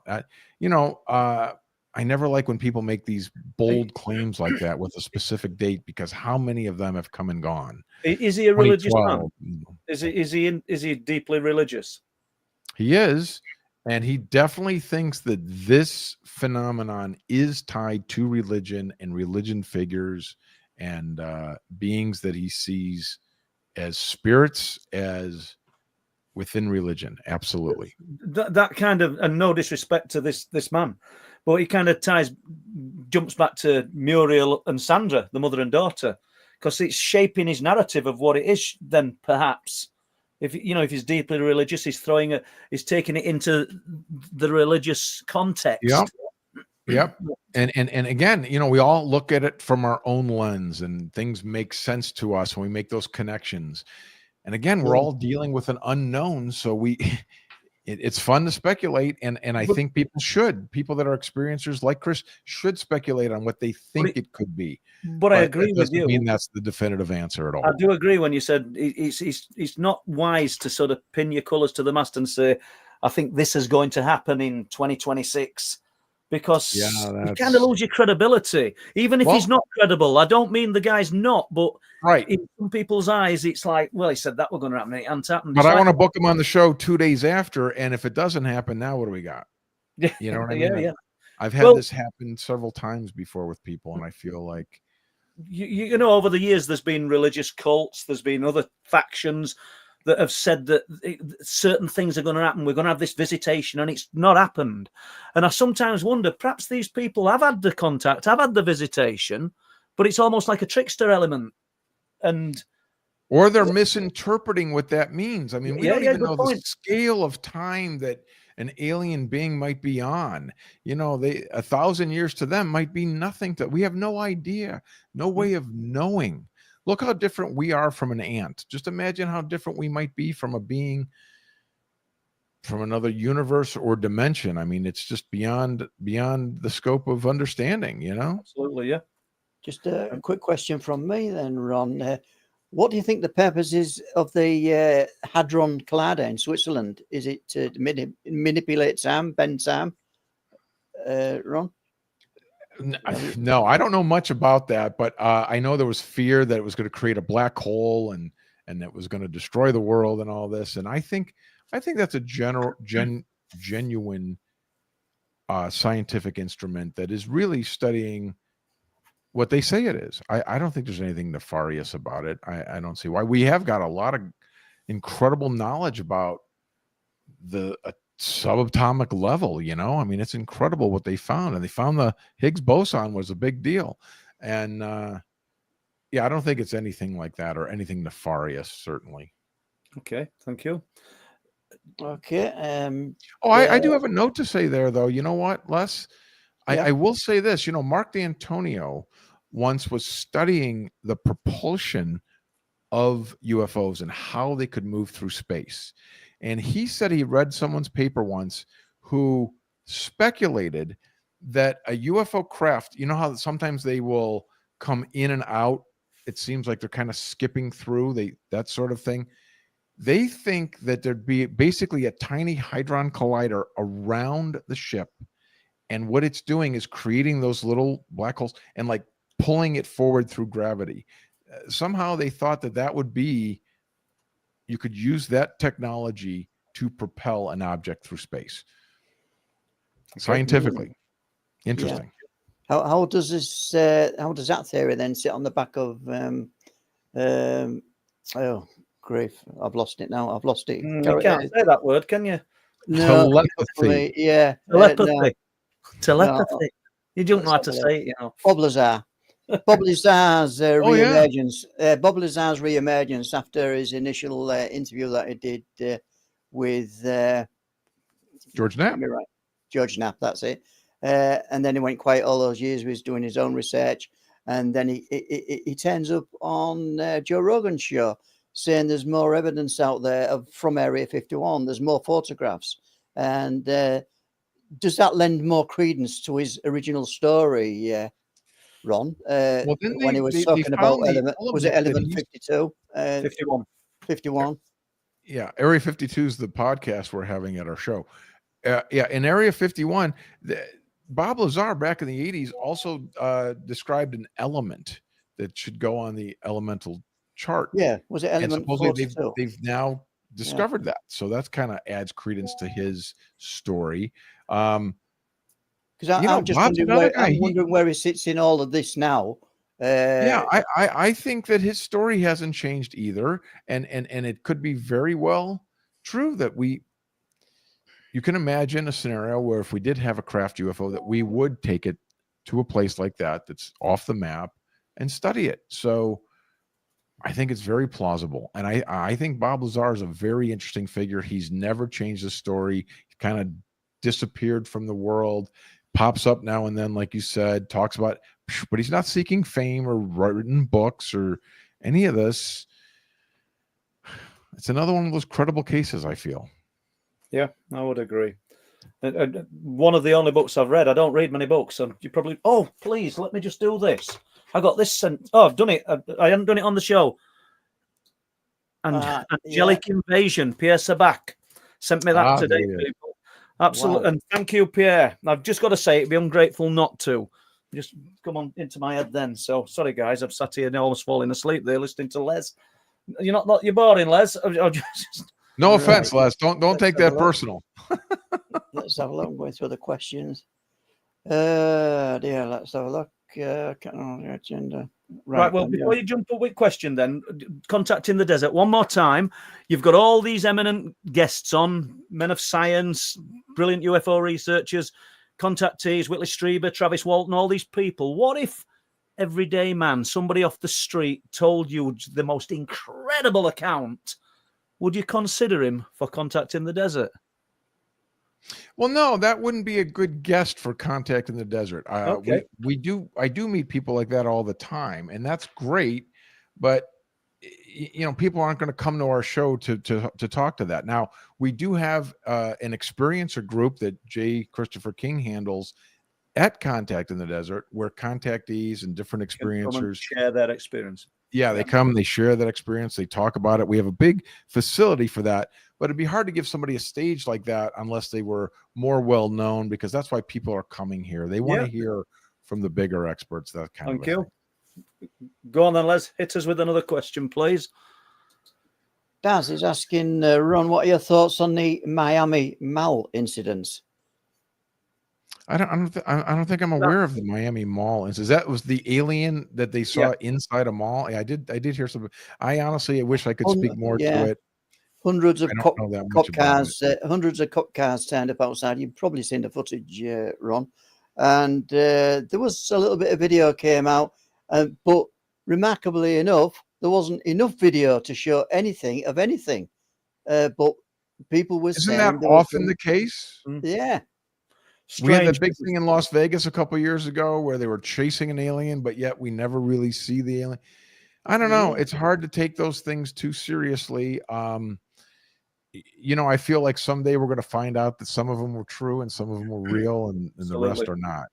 Do you think events ramp up, Ron, during a major world event? And when I don't mean major conflict, maybe that could be included, but things like supermoons and an eclipse.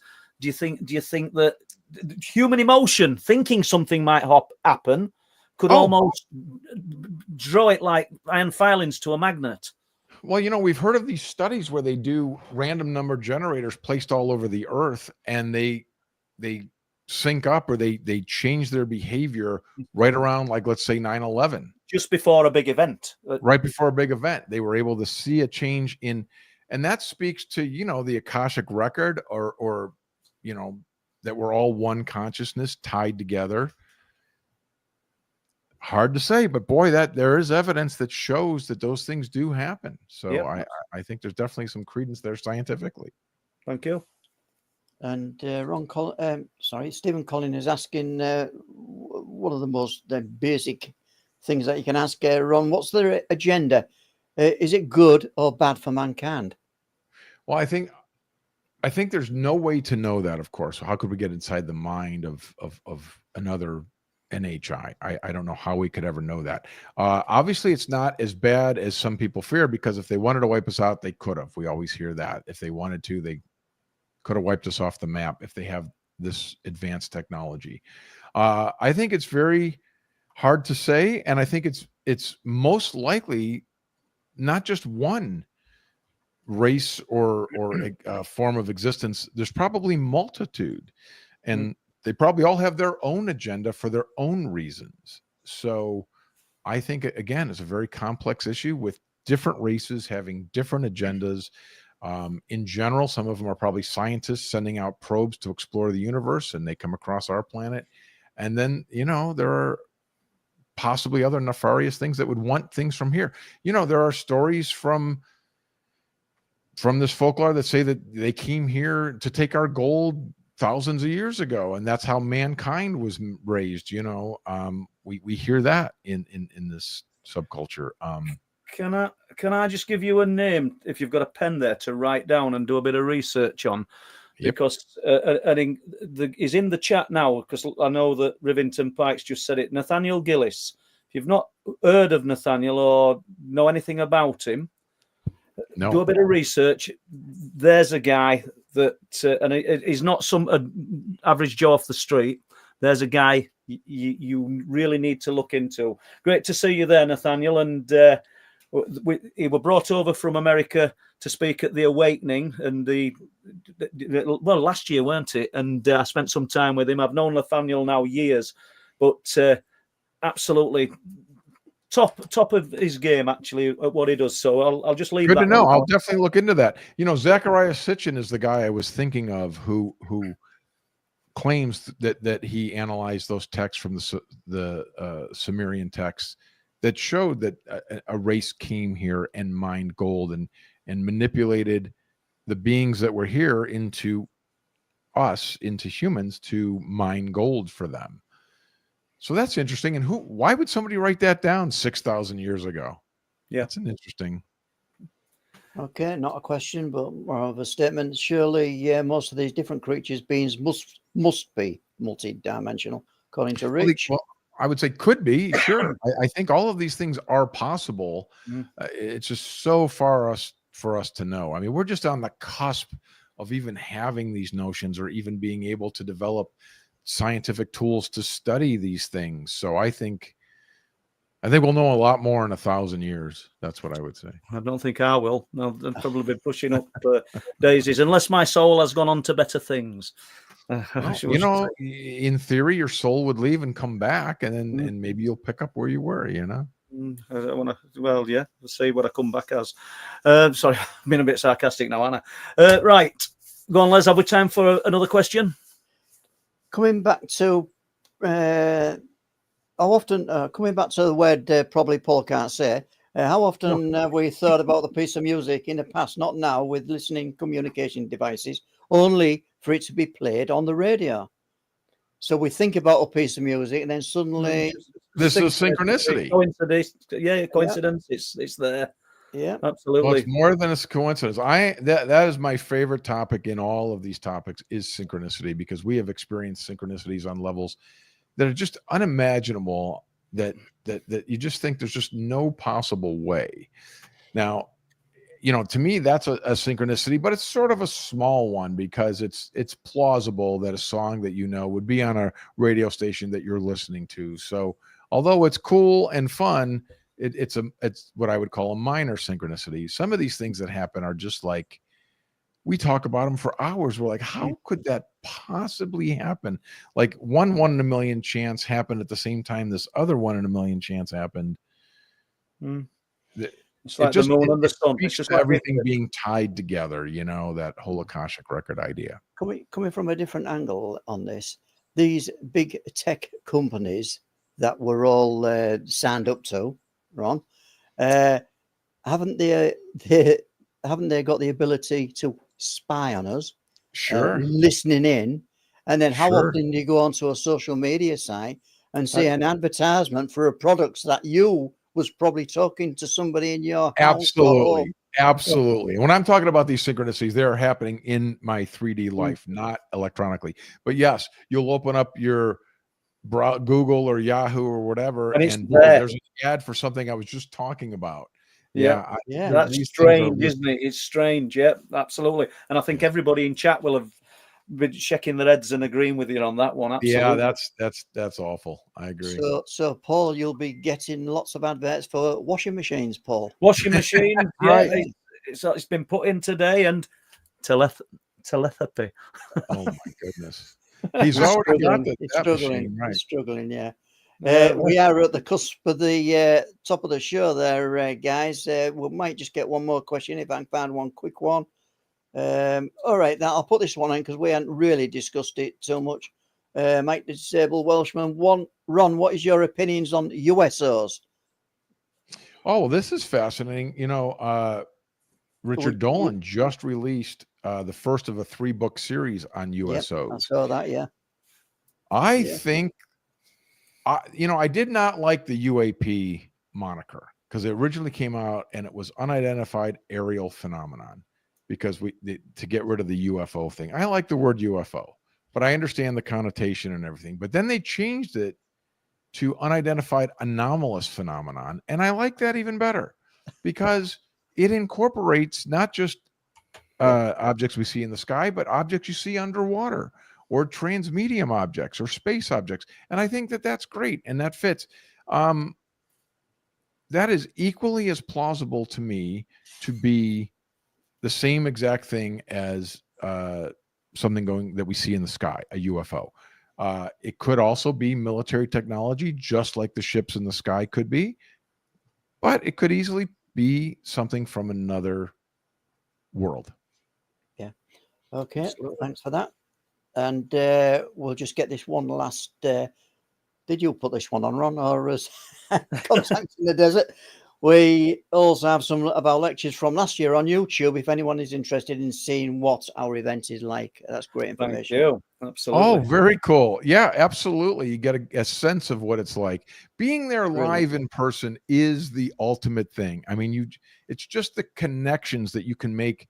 You get an opportunity to talk to these speakers. You can talk to the researchers face to face. It's totally different than seeing them on YouTube. Being able to be there in person, and not to mention discussing things with other attendees. Look at the fun we had here talking about this stuff together. I can imagine us having a pint at the hotel talking about these same issues. It's a lot of fun. Absolutely.